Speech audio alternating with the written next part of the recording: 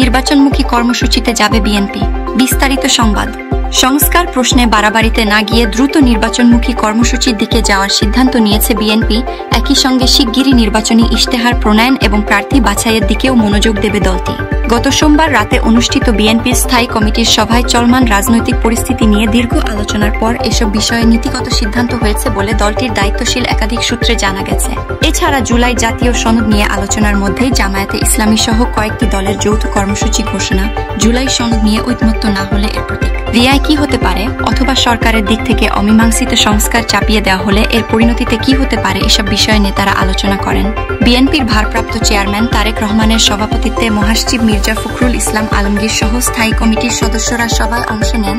তারেক রহমান ও মির্জা ফখরুল সভায় ভার্চুয়ালি যুক্ত হন। ওই সূত্র বলছে, বিএনপি স্থায়ী কমিটির সদস্যরা মনে করেন, জুলাই জাতীয় সনদ বা গুরুত্বপূর্ণ সাংবিধানিক সংস্কার প্রশ্নে বিএনপির দিক থেকে যে অবস্থান প্রকাশ করা হয়েছে এর বাইরে আর তেমন কিছু করার নেই। এখন বিএনপির অপেক্ষায় থাকাই ভালো যে এ বিষয়ে জাতীয় ঐকমত্য কমিশন বা সরকার কি সিদ্ধান্ত নেয়।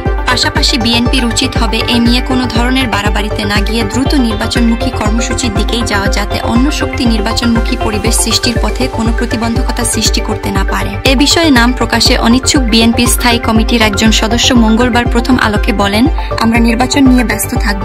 সংস্কারের ব্যাপারে সরকার যা খুশি করুক, ভবিষ্যতে যাতে এটা নিয়ে আইনি চ্যালেঞ্জ না হয় সেটাই বিএনপির চাওয়া।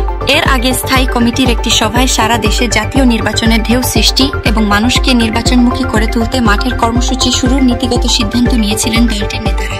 কিন্তু সংস্কার নিয়ে রাজনৈতিক দলগুলোর সঙ্গে ঐকমত্য কমিশনের আলোচনার সমাপ্তি না হওয়ায় বিএনপি মাঠের কর্মসূচি থেকে বিরত থাকে। একই সঙ্গে শিগগিরই নির্বাচনী ইশতেহার প্রণয়ন এবং প্রার্থী বাছাইয়ের দিকেও মনোযোগ দেবে দলটি, দাবিতে কর্মসূচি ঘোষণা করেছে।